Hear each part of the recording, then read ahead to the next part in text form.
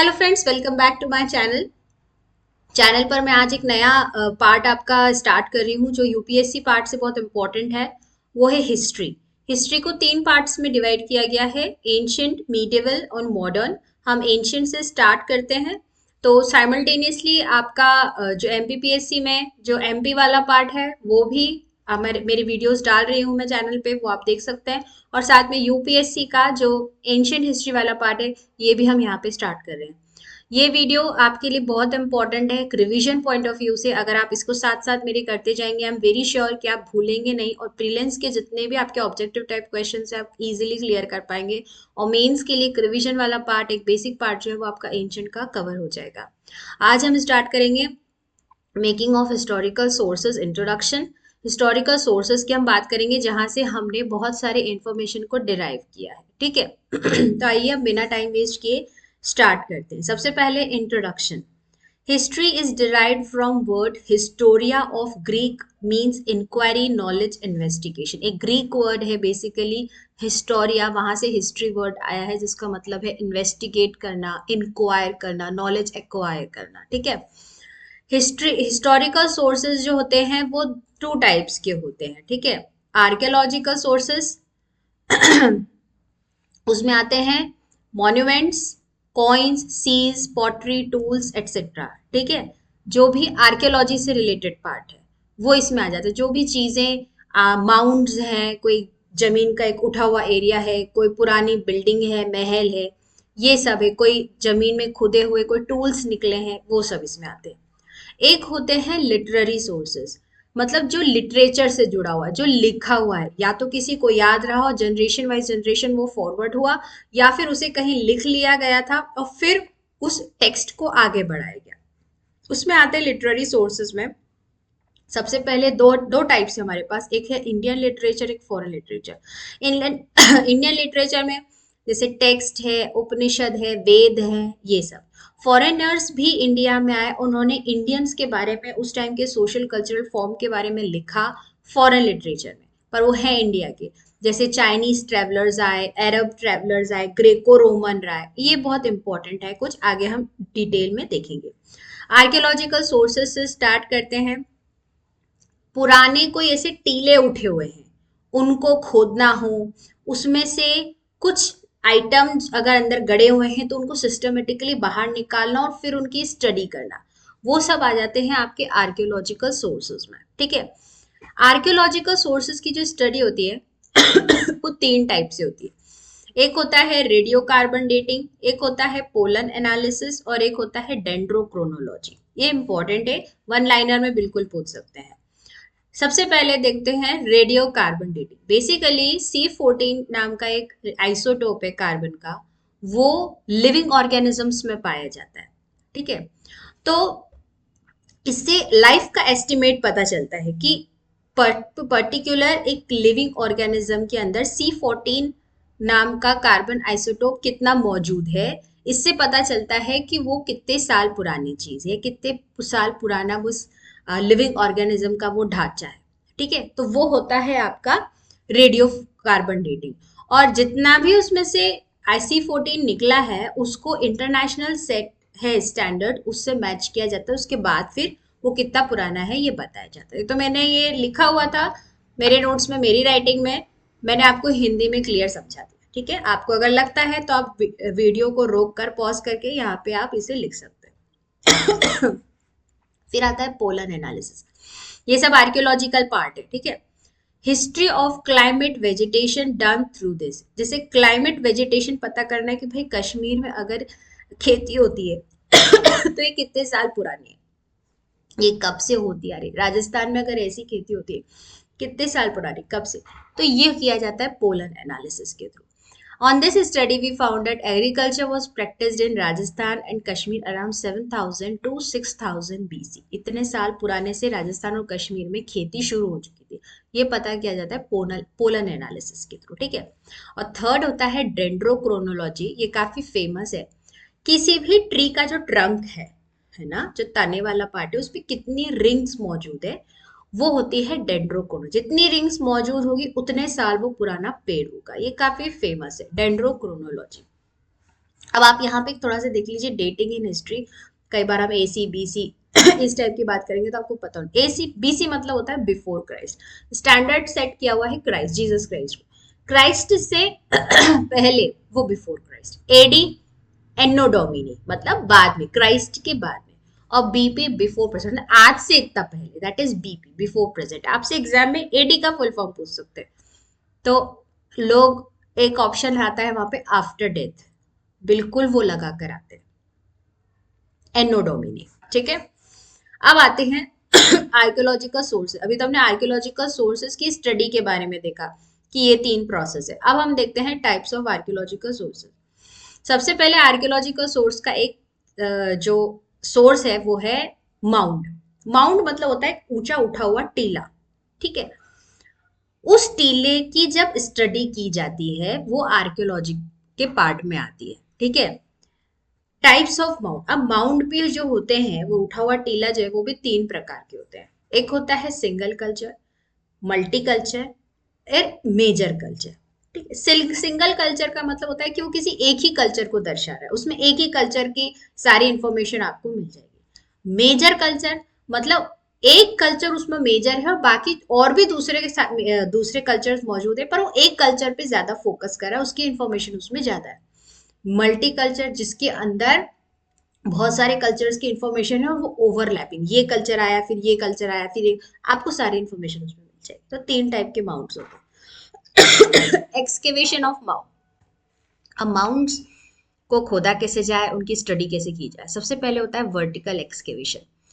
Vertical मतलब ऐसी, length wise digging provides chronological sequence of culture. मतलब आपने ऐसे के ऐसे ही कल्चर को वर्टिकल एक्सकेवेशन उस माउंट का किया। अब एक कल्चर मतलब सबसे ऊपर जो है मतलब वो कल्चर रीसेंट था, उसके नीचे उसके पहले वो वाला कल्चर था, फिर उसके नीचे उसके पहले वो वाला कल्चर था। तो ये वर्टिकल एक्सकेवेशन होता है और यही सबसे ज्यादा यूज भी किया जाता है। हॉरिजॉन्टल एक्सकेवेशन में क्या होता है, पूरा का पूरा एक पार्ट बीच में से काट लिया जाता है। एक तो ये बहुत महंगा पड़ता है, इसलिए हॉरिजॉन्टल एक्सकेवेशन जनरली नहीं किया जाता है, वर्टिकल एक्सकेवेशन भी यही किया जाता है। हॉरिजॉन्टल एक्सकेवेशन में एक और ये चीज है कि उसमें इंफॉर्मेशन खोने का भी डर रहता है, उसमें नुकसान भी पहुंच सकता है इंफॉर्मेशन को, इसलिए वर्टिकल ज्यादा किया जाता है। Important discoveries of archaeological display, जितने भी आर्कियोलॉजिकल डिस्प्लेस हुए हैं अभी तक उनकी इंपॉर्टेंट डिस्कवरीज आप देख लीजिए। Indians domesticated sheeps and goats, मतलब इंडियंस पालते थे भेड़ों को भी, बकरियों को, शीप्स एंड गोट्स का डोमेस्टिकेशन होता था। इंडियंस ने एग्रीकल्चर तकरीबन 8000 साल पहले स्टार्ट कर दिया था। ठीक है, तीसरा आयरन जो है कि 1600 BC में इसका यूज आ चुका था, है ना, आयरन वाला पार्ट बिल्कुल पूछ सकते हैं। और रॉक पेंटिंग्स जैसे मैं एग्जांपल दूं भीमबेटका का, तो ये 12,000 साल पुरानी है। ठीक है। फिर आती है अगले आर्कियोलॉजिकल सोर्सेज हैं आपके कॉइन्स। स्टडी ऑफ कॉइन्स, इसे कहा जाता है न्यूमिस्मेटिक्स, बिल्कुल याद रखिएगा। Most of the coin moulds of clay are found of Kushan period but almost disappeared in post Gupta. सबसे ज्यादा कॉइन्स कुशन पीरियड्स के हैं, पर तकरीबन गुप्ता पीरियड आते तक कॉइन्स गायब हो चुके थे। ठीक है। Punch marked coins, punch marked coins मतलब कॉइन्स में डिजाइन बनी हुई है, पंच करोगे तो वो डिजाइन वहां पे आ जाएगी। ठीक है, second and first century BC में पंच मार्क्ड कॉइन्स का यूज आ चुका था, followed by gold silver copper, है ना, ये गोल्ड सिल्वर कॉपर का भी यूज साथ में था। Largest gold coins were issued by Guptas, very very important, 100% one liners में आ सकता है। सबसे ज्यादा कॉइन्स का यूज जो है, पंच मार्क्ड कॉइन्स का यूज जो है वो गुप्ता टाइम में देखा गया था। बट प्योरेस्ट जो थे, गोल्ड में प्योरिटी जो थी वो सबसे ज्यादा कुशंस के टाइम में देखी जाती। मतलब इसका मतलब ये होता है कि कुशंस के टाइम पे हमारी इकोनॉमी काफी प्रॉस्पर्ड थी, काफी हेल्दी थी। ठीक है, तो सबसे ज्यादा यूज आपसे पूछे तो गुप्ता टाइम में, बट सबसे प्योरेस्ट किसके टाइम पे था, तो वो कुशंस के टाइम पे। Some coins were with the name nigama which means issued by merchants या goldsmiths with permission of ruler. Ruler की परमिशन लेके मर्चेंट्स गोल्ड स्मिथ्स भी कॉइन इशू करते थे ट्रेडिंग करने के लिए, और उस पर लिखा हुआ था निगामा।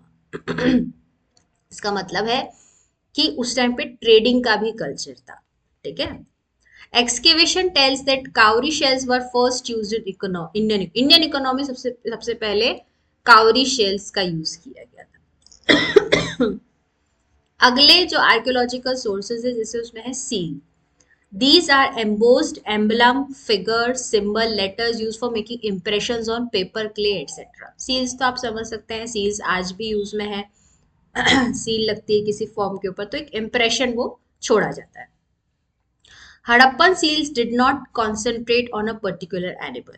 ठीक है, हड़प्पन सील्स की अगर मैं बात करूं तो किसी पर्टिकुलर एनिमल पे फोकस नहीं करते थे. उस टाइम पे जितने भी एनिमल्स बर्ड्स उन्हें नोन थे वो उनकी सील्स पर देखा जा सकता था. ठीक है. जैसे बुल सील की बात करूं तो उनकी सील पे बुल बना हुआ था पशुपति नाथ से. ये उस टाइम की फेमस सील्स है. फिर आती है बात इंस्क्रिप्शंस की. इसे खोद खोद कर जहां लिखा जाता है वो होता है इंस्क्रिप्शन. चाहे वो पहाड़ों के ऊपर हो, खोद के लिखा गया हो, या जो ट्री का जो पार्ट है, ट्रंक है, उस पे लिखा गया हो. Study of inscription is known as epigraphy. Very important. Numismatics, coins की आप पढ़ाई करते हैं न्यूमिस्मेटिक्स. आप इंस्क्रिप्शंस की पढ़ाई करते हैं that is epigraphy. Study of old writing used in inscription that is palaeography. अब जिस राइटिंग में उन्होंने लिखा है अगर आप उसकी पढ़ाई करते हो दैट इज पैलियोग्राफी. है ना, बिल्कुल याद रखिए. Harappan inscriptions are in pictographic script which are not deciphered so far. Harappan inscriptions का अभी तक स्टडी नहीं किया पाया है कर पाए हैं अभी तक. और ये एक्चुअली क्या है, पिक्टोग्राफिक फॉर्म में है, पिक्चर्स बने हुए हैं. ठीक है.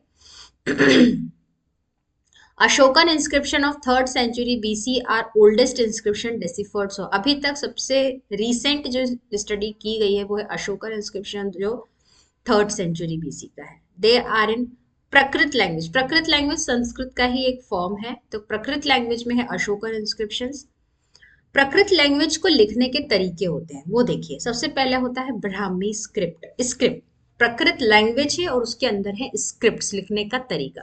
ब्राह्मी स्क्रिप्ट. हम लोग आप देखेंगे तो हम लेफ्ट से लिखना शुरू करते हैं और राइट तक जाते हैं. ऐसे लिखते हैं हम लोग, राइट. ब्राह्मी स्क्रिप्ट में राइट से लेफ्ट लिखा जाता है. ऐसा, ये लाइन खत्म हुई फिर राइट में आ जाएंगे, फिर ये लाइन खत्म हुई फिर यहाँ आ जाएंगे, ऐसा रहता है. ठीक है. ये all over India Brahmi script चलती थी एक्सेप्ट नॉर्थ और वेस्ट. नॉर्थ और वेस्ट ये दो डायरेक्शंस में छोड़ के बाकी पूरे इंडिया में थी. ठीक है. फिर एक आती है खरोष्टी स्क्रिप्ट. ये भी प्रकृत का ही फॉर्म है. ये भी राइट से लेफ्ट में ही लिखा जाता है इसको. ठीक है. एक होती है Greek Aramaic inscript employed in writing Ashokan inscription Pakistan and Afghanistan. Pakistan और अफगानिस्तान में अशोक की जो इंस्क्रिप्शन है वो ग्रीक और अरामाइक स्क्रिप्ट में लिखे. ठीक है. Firoz Shah Tughlaq discovered Ashoka pillar in Topra and in 1837 James Prinsep completed the chart of Ashokan alphabets after reading that inscription. Firoz Shah Tughlaq ने अशोक पिलर को डिस्कवर किया था टोपरा में. फिर 1837 में जेम्स प्रिंसेप आया और जेम्स प्रिंसेप अल्फाबेट्स का चार्ट बना रहा था. जैसे हमारे A to Z है अल्फाबेट्स, हिंदी में अ से ज्ञ तक है, ऐसे ही अशोक के खुद के अल्फाबेट्स थे. उस टाइम जो लैंग्वेज थी उनके खुद के वो अल्फाबेट का चार्ट कौन बना रहा था, जेम्स प्रिंसेप. जेम्स प्रिंसेप ने 1837 में उस पिलर को स्टडी करके उस अल्फाबेट चार्ट को कंप्लीट किया था. बहुत इंपॉर्टेंट है. ठीक है. इस इतनी सी पार्ट में आपसे क्वेश्चन 2-3 प्रकार से निकल सकते हैं कि जेम्स प्रिंसेप ने कब चार्ट कंप्लीट किया, उस अशोक पिलर को ढूंढा किसने था, कहाँ मिला था, और किसने उस अल्फाबेट चार्ट को कंप्लीट किया था. ये सब आ सकता है. मोस्ट ऑफ द इंस्क्रिप्शन जो है ये संस्कृत प्रकृत में है. ठीक है. अब टाइप्स ऑफ इंस्क्रिप्शन. इंस्क्रिप्शन के टाइप्स देखते हैं. एक है eulogise inscription that tells achievement of king. मतलब सिर्फ विक्ट्रीज की जो इंस्क्रिप्शन बात करें, उनके डिफीट्स की, उनके माइनस पॉइंट की बात ना करें, सिर्फ काय की बात करें, विक्ट्री की, वो होता है यूलोजाइज. ठीक है. जैसे अलाहाबाद इंस्क्रिप्शन है समुद्रगुप्त का, वो उसकी सिर्फ विक्ट्रीज की बात करता है, पॉजिटिव साइड की ही बात करता है. इंस्क्रिप्शंस कंटेनिंग रॉयल ऑर्डर जैसे अशोकन इंस्क्रिप्शन है, ये रॉयल ऑर्डर्स जो निकले होंगे उस टाइम, जो इंफॉर्मेशन दी गई होगी लोगों को, सोशल कल्चरल जो डायरेक्शंस दिए गए होंगे, वो जो इंस्क्रिप्शंस होते हैं वो सिर्फ रॉयल ऑर्डर्स बताते हैं। तो एक इंस्क्रिप्शन इस टाइप, एक होता है यूलोजॉइस, एक होता है ऐसे इंस्क्रिप्शन जो सिर्फ रॉयल ऑर्डर्स बताते हैं। एक होता है votive records of the follower of Buddhism, Vaishnavism etcetera. Votive records of the followers of Buddhism, Vaishnavism, etc., who put pillars, temple images as marks of devotion. Example: Kudumiya Malai inscription, which gives musical notes and 7 classical ragas. ठीक है, ऐसे records जो Buddhism, Jain literature जो है, Vaishnavism जो है, इसके बारे में हमको इंफॉर्मेशन देते हैं। जैसे एक मैंने यहाँ पे लिखा है कुडुमिया मलाई इंस्क्रिप्शन, ये क्या बताता है, जो 7 नोट्स है राग के, वो इंफॉर्मेशन देता है। तो वो है votive records. Inscription which tell making of canal, wells etcetera. एक कुछ इंस्क्रिप्शन होते हैं जो अचीवमेंट्स, यूलोजाइज में तो विक्ट्रीज विक्ट्रीज बताई जाती। एक ये इंस्क्रिप्शंस वो है जो जिनमें मेकिंग बताई जाती है कि भाई इन्होंने ये कैनाल बनाए, इन्होंने ये वेल बनाया। जैसे 150 BC inscription of Shaka ruler tells repair of Sudarshan lake. Sudarshan lake को ठीक करवाया गया था in 4th century BC, build by Mauryan ruler Chandragupta. इसको सुदर्शन लेक को बनवाया चंद्रगुप्त मौर्य ने था, पर इसे ठीक कराया था शाका रूलर ने सुदर्शन लेक को। तो ये इंस्क्रिप्शन क्या है, जो ये बताता है कि कैनल्स, वेल्स ये हमने बनवाए, ये बिल्डिंग, ये वॉल हमने बनवाई, ये इस टाइप से। फिर आते हैं फॉरेन इंस्क्रिप्शन। फॉरेन इंस्क्रिप्शन में सबसे पहला है भोगास्कोई और बेहिस्तून, ये दो इंपॉर्टेंट है। Boghazkoi description of accord between Hittite and Mitanni states that mention 4 Vedic deities Indra, Mitra, Varuna, Nasatya. तो भोगास्कोई इंस्क्रिप्शन ये है, ये हितानी मितानी ये दो मत रहे हैं, इन दोनों के बीच की इंफॉर्मेशन 4 वैदिक डाइटीज की देता है, Indra, Mitra, Varuna, Nasatya. Behistun and Naqsh e Rustam description of Iranian ruler Darius one. Darius one की इंफॉर्मेशन आपको बेहिस्तून, नक्श ए रुस्तम में मिलेगी। और भोगास को ही डिस्क्रिप्शन में आपको हितानी मितानी स्टेट्स ये बताएंगे, 4 वैदिक डाइटीज इंद्र, मित्र, वरुण, नस्त्य। अब आते हैं लिटरेरी सोर्सेस। ठीक है, लिटरेरी देखो, ये जो हमने देखा सोर्सेज में लिटरेरी सोर्सेज में हमने ये इंडियन लिटरेचर और फॉरेन लिटरेचर, ये तो लिटरेरी हो गए। अब जो आएंगे आपके लिटरेरी सोर्सेज में रिलीजियस और नॉन रिलीजियस। रिलीजियस में आ जाते हैं आपके ब्राह्मणिकल, बुद्धिस्ट और जैन, 3। ठीक है, सबसे पहले हम ब्राह्मणिकल की बात करते हैं। ब्राह्मणिकल में सबसे पहले आती है श्रुति। श्रुति मतलब कि इंफॉर्मेशन लिख के आगे जनरेशन वाइज फॉरवर्ड करना, वो होती है श्रुति। और स्मृति मतलब याद रखना, याद बोल मैंने इनको बोला, उसने उसको बोला, उसने उसको, वो स्मृति, इंफॉर्मेशन ऐसे फॉरवर्ड होती। दे आर ट्रांसमिटेड, श्रुतिज जो है they are transmitted orally for years, बहुत सालों तक ये ओरली ट्रांसमिट होती है। जैसे वेद, ऋग्वेद, सामवेद, यजुर्वेद, अथर्ववेद, ये 4 इंपॉर्टेंट इंडियन वेद हैं, ये आप सभी को पता होगा। इसमें जो ऋग्वेद है ये सबसे पुराना वेद है। ठीक है, ऋग, साम, यजुर आर्यन वर्ग, ये आपका जो अथर्ववेद है ये नॉन आर्यन में आता है। ठीक है, तो ऋग, साम, वेद ये जो है तीनों ये आर्यन वर्ग हैं, अथर्ववेद नॉन आर्यन वर्ग है, और ऋग्वेद सबसे पुराना है। ठीक है, फिर आते हैं ब्राह्मणास। देखिए, ये मैंने आपको बताया, यहाँ पे श्रुति में वेद देख लिए, अब हम देखते हैं ब्राह्मणास। ब्राह्मणास को जो ब्राह्मण वर्ण है उससे, कास्ट से, उससे आपको कंफ्यूज नहीं होना है, ये ब्राह्मणास दूसरे हैं। कमेंट्री ऑन द वेद, वेद के ऊपर जो कमेंट्रीज की गई हैं उन्हें और अच्छे से समझने के लिए, वो आपको मिलेंगे ब्राह्मणास में। हर वेद की अपने ब्राह्मण टेक्स्ट है। जैसे ऋग्वेद का है कौशिक की ऐत्रेय, सामवेद का है पंचविंश, यजुर्वेद का है शतपथ, अथर्ववेद का है गोपद। ये जो मैच द कॉलम वाले क्वेश्चन प्रीलिम्स में आते हैं उसमें जरूर ब्राह्मणास को मैच करने का आपको बोल सकते हैं। तो याद रखिए, ऋग्वेद का है कौशिकी और ऐत्रेय ब्राह्मण, सामवेद का है पंचविंश, यजुर्वेद का है शतपथ ब्राह्मण, अथर्ववेद का है गोपद ब्राह्मण। आर्यंकास मीन्स फॉरेस्ट, डेंस फॉरेस्ट, घना जंगल, आर्यंका का मतलब।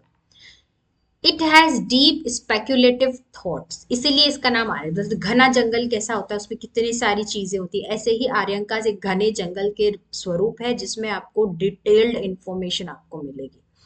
मोर इम्पोर्टेंट आर्यकांस आर ऐत्रेय, तैत्तिरीय, मैत्रेय। ये तीन जो है, ये एक तो ये ऐत्रेय जो है ये ऋग्वेद का है, मैंने आपको बताया था। तैत्तिरीय और मैत्रायनी, ये तीन सबसे इम्पोर्टेंट आर्यंकाज हैं। Their historical importance is negligible, है ना, मतलब ज्यादा इनके बारे में चर्चा होती नहीं, बस आपको नाम पता होना चाहिए। फिर आते हैं Upanishad. They are made when they are heard sitting near a sage. किसी भी संत के पास बैठे आप, उन्होंने जो भी बोला आपने लिख लिया या उस चीज को याद कर लिया, वो उपनिषद बन गए। ठीक है, देखा जाए तो ऐसे 108 108 उपनिषद है, जिसमें से 13 जो है वो सबसे ज्यादा इंपॉर्टेंट है। जब आप ब्राह्मणास और उपनिषद की साथ में स्टडी करते हैं, they give detail study of Parikshit to Bimbisara. राजा परीक्षित जो सबसे पहला राजा था और बिंबिसार जो सबसे लास्ट राजा था, वहां तक की इंफॉर्मेशन आपको पूरी मिल जाएगी जब आप उपनिषद और ब्राह्मणास दोनों को साथ में पढ़ोगे। अब आती है बात स्मृति टेक्स्ट की, मतलब मैंने बताया था ना याद रखने वाली। They are remember attributed to author constantly revised, है ना, ये किसी ऑथर के द्वारा लिखी गई है, इसे याद रखा गया है और ये कॉन्टिन्यूसली रिवाइज होती है, ये चेंज होती है। जैसे वेदांग, वेद के जो लिम्स हैं, जैसे ऋग्वेद, अथर्ववेद, सामवेद, यजुर्वेद, इनके जो लिम्स, इनके जो हाथ पैर, इन्हें कहा जाता है Vedang. Detailed study of Vedang, वेद, इसमें क्या होता है, आपको वेद की जो है एकदम डिटेल स्टडी मिलेगी। देखिए, ब्राह्मणास में कमेंट्रीज थी, उनके ऊपर जजमेंट्स थे वेद के ऊपर, और वेदांग में क्या है, उनकी डिटेल्ड स्टडी है। 6 वेदांग जो है बहुत इंपॉर्टेंट, नाम याद रखिएगा। शिक्षा, कल्प, व्याकरण, निरुक्त, छंद और ज्योतिष। ठीक है, फिर आते हैं एपिक्स। एपिक्स सबसे ज्यादा महाभारत, रामायण, आपको नाम पता होगा। महाभारत लिखी है वेद व्यास ने, इसमें 18 सेक्शंस हैं and is longer than Ramayan. Ramayan से बड़ी है महाभारत। ठीक है, महाभारत ओरिजिनली हैड 8800 वर्सेस, 8800 छंद थे, वर्सेस थे इसके अंदर, और इसे कहा जाता था जय संहिता, कलेक्शन ऑफ विक्ट्री प्रोजेस। बाद में इसे 8800 से बढ़ाकर 24,000 कर दिया गया और इसे भारत कहा गया। फिर फाइनल कंपाइलेशन जब इसका हुआ, जब इसे 24,000 से बढ़ाकर 1 लाख तक कर दिया गया और इसे कहा गया महाभारत। ठीक है, रामायण ऑल्सो नोन एज आदि काव्य बाय वाल्मीकि, वाल्मीकि ने लिखी थी रामायण और इसे आदि काव्य भी कहा जाता है। इसमें है 7 सेक्शंस। ओरिजिनली इसमें 6,000 वर्सेस थे, जिसे बढ़ाकर 12,000 किया गया और फाइनल कंपाइलेशन के टाइम पे 24,000। मैंने कहा था ना इसमें रिवीजन होता है। फिर आते हैं पुराण। 18 महापुराण एंड वेरियस उप पुराण। 18 महापुराण है, मैं एक वीडियो अलग से इन सब पे बनाऊंगी, उसमें आपको इन्फॉर्मेशन मिल जाएगी। Provides detail till Gupta ruler. It tells about 4 ages, Krita, Treta, द्वापर और कलयुग। ये 4 युग हैं, आपको पता होगा अभी हम कलयुग में हैं। ठीक है, इन 18 पुराण में से सबसे इंपॉर्टेंट पुराण अगर कोई है, वो बहुत ज्यादा कहना चाहिए मोटिवेशनल है, सोलफुल है, वो है श्रीमद् भागवत, और इसे कहा जाता है crown jewel of all Vedic literature. आपसे पूछा जाए crown jewel of Vedic literature क्या है, तो that is Shrimad Bhagwat. It tells that 4 युग, ध्यान से सुनिएगा, 4 युग जो हैं, कृता, त्रेता, द्वापर, कलयुग, ये 4 युग मिलके बनाते हैं एक महायुग। 1000 महायुग मिलके बनाते हैं कल्प। 1000 महायुग मिलके बनते हैं। हर कल्प जो है इज डिवाइडेड इन 14 मनवंतर्स। हर कल्प को 14 मनवंतर में बांटा जाता है, विच आर प्रिसाइडेड बाय अ मनु। हर उसको एक मनु प्रिसाइड करते हैं। ठीक है, मनु लॉज हैं उनके। ये आपने पढ़ा होगा कि मनु जो है बेसिकली एक ऐसे व्यक्ति रहे हैं जिन्होंने अपने लॉज, अपने रूल्स, कस्टम्स रखे। ठीक है, तो हर मनवंतर को एक मनु प्रिसाइड करते हैं। पुराण जो होते हैं इनमें 5, ध्यान रखिएगा, कैरेक्टरिस्टिक्स होती है। सर्ग मतलब ये दुनिया कैसे बनी, creation of the world. Pratisarga, destroy होता है, फिर रिक्रिएशन कैसे होता है, आदमी मर जाता है या दुनिया खत्म हो जाती है तो फिर रिक्रिएशन कैसे होगा। वंश, जीनोलॉजी ऑफ गॉड, है ना, ये इनके फादर, उनके बच्चे, फिर उनके बच्चे, फिर वो जीनोलॉजी। मनवंतर, पीरियड ऑफ मनु, मनु का पीरियड क्या है। Vanshanucharita, text relating to royal dynasties, royal dynasties का जो टेक्स्ट है जहाँ पे कि ये डायनेस्टी आई, फिर इसने इसको हराया, फिर इसने यहाँ कब्जा कर, वो जो है वंशानुचरित में आता है। तो ये पुराण में ये सारे आपको इंफॉर्मेशन मिल जाएगी। फिर आता है Buddhist literature. Buddhist literature 2 type के होते हैं, एक होते हैं कैनोनिकल, एक होते हैं नॉन कैनोनिकल। ये जो बुद्धिस्ट लिटरेचर है बेसिकली ये 1st सेंचुरी बीसी में बने थे, किंग वट्टगामिनी के अंडर में श्रीलंका में, ठीक है, मेनली वहीं से सोर्सेस मिलते हैं। कैनोनिकल टेक्स्ट की बात करूं तो they are the books mainly focusing on basic principles of religion, है ना। कैनोनिकल टेक्स्ट जो है ये जो इनका जो रिलीजन है उनके जो बेसिक प्रिंसिपल्स है उसके ऊपर फोकस करती है। सबसे पहला आता है कैनोनिकल टेक्स्ट में त्रिपिटका। इससे क्वेश्चन हमेशा आता है। त्रिपिटका जो है सबसे पहली बात पाली लैंग्वेज में है, ठीक है। सुत्त पिटका, विनय पिटका, अभिधम्म पिटका। सुत्त पिटका बुद्ध के जितने भी सरमन्स थे, टीचिंग्स थे, वो सब आपको मिलेंगे सुत्त पिटका में। फिर आता है Vinaya Pitaka, rules for monks and nuns, जो भी उनके मॉन्क्स एंड नन्स है उनके रहने की दिनचर्या, उनके रूल्स रेगुलेशंस क्या होंगे वो आपको विनय पिटका मिलेगा। इसे कहा जाता है basket of discipline. Abhidhamma Pitaka, Buddha की जितनी भी टीचिंग्स थी, सरमन्स, कब उन्होंने कहां पे क्या किया, ये सुत्त पिटका में, पर उनकी टीचिंग्स जो उन्होंने दी वो अभिधम्म पिटका में। अब आते हैं non canonical text. Stories of births of Gautam Buddha in Jataka tales in animal and human form, मतलब गौतम बुद्ध की जो स्टोरीज हैं बर्थ की, चाहे वो ह्यूमन फॉर्म में हो या एनिमल फॉर्म में, जब भी उन्होंने जन्म लिया है वो आपको stories of birth non canonical text मिले। कैनोनिकल में मैंने बताया था रिलीजियस टेक्स्ट है, नॉन कैनोनिकल में ये है। जटाका टेल्स में गौतम बुद्ध की स्टोरी मिलती है। बुद्ध घोष, अब ये कुछ इंपॉर्टेंट है, ये आप देख लीजिए। Buddha Ghosh wrote commentary on Tripitaka, Tripitaka पे कॉमेंट्री लिखी है बुद्ध घोष ने। Chronicles, Deepavamsa and Mahavamsa deals with Buddhist life, councils, Ashok in Pali language. Lalit Vistara tells about Buddha and conditions of that time. Sanskrit text Buddha Charit by Ashwa Ghosh and Avdan text tells about deeds with a moral. फिर आते हैं Jain literature, इन्हें प्रकृत language में लिखा गया है। Buddhist text जो है वो पाली लैंग्वेज में, ठीक है। जैन टेक्स्ट प्रकृत लैंग्वेज में, and compiled in 6th century in Vallabhi, Gujarat. देख लीजिए संगम लिटरेचर को। संगम लिटरेचर नाम से समझ में आ रहा है जब सबका संगम हो, ठीक है।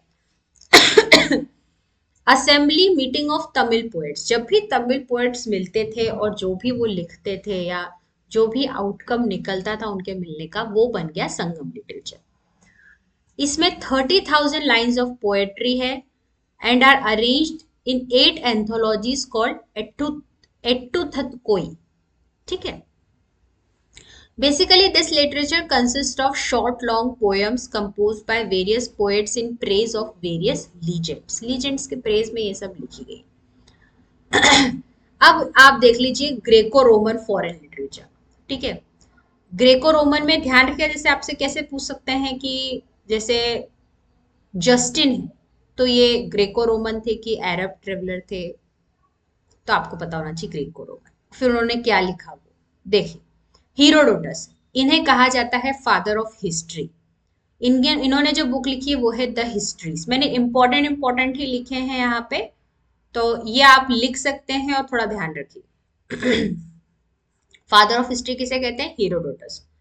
डियोडोरस बिब्लियोथेका हिस्टोरिका लिखा उन्होंने, Strabo Geographica, the Arrian Indica and Anabasis on Alexander, Justin epitome details of Alexander in India, ये दोनों लिखा उन्होंने। मैगस्थनीज एपिटोम में बेसिकली क्या है, details of Alexander in India, information आपको इसमें मिलेगी। Megasthenes came to Chandragupta Maurya's court, बिल्कुल पूछ सकते हैं किसके कोर्ट में आए थे, तो चंद्रगुप्त मौर्य के कोर्ट में आए थे, उन्होंने लिखी थी इंडिका, बहुत फेमस है। William H Schoff Periplus of the Erythraean Sea, Ptolemy geography, Pliny naturalist history trade between India and Italy, Cosmas Indicopleustes Christian topography. Chinese writers के बारे में बात करें तो फाहेन, ये चंद्रगुप्त टू के कोर्ट में आए थे, इन्होंने लिखा था फुक वो की। वान सांग सीयू की, इन्हें प्रिंस ऑफ पिलग्रिम्स भी कहा जाता था। अरब ट्रेवलर्स की बात करूं तो सुलेमान सिलसिलाट अल तावारिक, अल मसूदी मुरुज अल जाहब, अल बरूनी तहकीक ए हिंद केम विद महमूद गजनी, महमूद गजनी के साथ अल बरूनी आया था और लिखी थी Tahqiq e Hind. Marco Polo the travels of Marco Polo, Ibn Battuta Rihla, ये मोहम्मद बिन तुगलक की रेन में आए थे। तारानाथ तेंग्यूर एंड कंग्यूर, ये इंपॉर्टेंट है। कुछ और इंपॉर्टेंट पॉइंट्स आप यहाँ पे देख लीजिए। Manusmriti translated in English as a code of Gentoo laws in 1776 AD, Manusmriti को इंग्लिश में ट्रांसलेट किया गया था 1776 एडी में as a code of Gentoo laws. Asiatic Society of Bengal established in 1784 AD at Kolkata by Sir William Jones। और also इन्होंने अभिज्ञान शकुंतलम को English में ट्रांसलेट किया था 1789 AD में। तो एशियाटिक सोसाइटी ऑफ बंगाल कब आई थी, 1784 में। Bhagwat Gita translated to English by Charles Wilkins. Bombay Asiatic society जो थी, बॉम्बे एशियाटिक सोसाइटी ये 1804 एडी में आई थी। Asiatic Society of Great Britain ये 1823 एडी में आई थी। कंफ्यूज मत होइएगा एशियाटिक सोसाइटी ऑफ बंगाल से, ठीक है। Vincent Arthur Smith wrote the early history of India. Rajendra Lal Mitra, इन्होंने लिखा था Indo Aryan. A L Basham wonder that was India. Pandurang Vaman Kane the history of Dharmashastra. R C. Majumdar history of culture of Indian people. D D. Kosambi introduction to the study of Indian history. K A. Nilakanta Sastri history of ancient India, history of South India. ठीक है, तो यहाँ पे ये हमारा making of historical sources part खत्म होता है।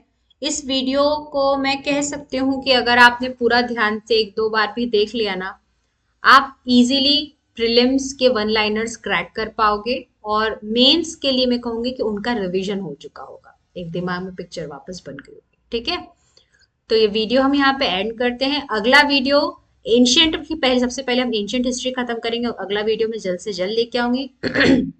साथ ही एमपी के भी कुछ टॉपिक्स पे इम्पोर्टेंट एमपीपीएससी के जो एस्पायरेंट्स हैं मेरे, उनके लिए भी जल्द से जल्द लेकर आऊंगी अगला टॉपिक। तो अगर आपको ये मेरे नोट्स रिटर्न चाहिए, अगर आप नहीं लिख पा रहे हैं, आपको रिटर्न चाहिए, तो आप मुझसे कमेंट सेक्शन में यू कैन कांटेक्ट मी। मैं आपको बिल्कुल तरीका बता दूंगी कैसे आप मेरे रिटर्न नोट्स अवेलेबल कर सकते हैं आपके पास। ठीक है, तो मिलते हैं अगले वीडियो में। इंस्टाग्राम पे भी आप मेरा पेज फॉलो कीजिए, वहां पे मैं करंट अफेयर्स की डिटेल्स डालती रहती हूँ, तो आपके करंट अफेयर्स भी साथ ही साथ होते जाएंगे। वीडियो आपको पसंद आया हो तो चैनल को लाइक करें, सब्सक्राइब करें और मिलती हूँ मैं आपसे अब अगले वीडियो में। तब तक के लिए थैंक यू।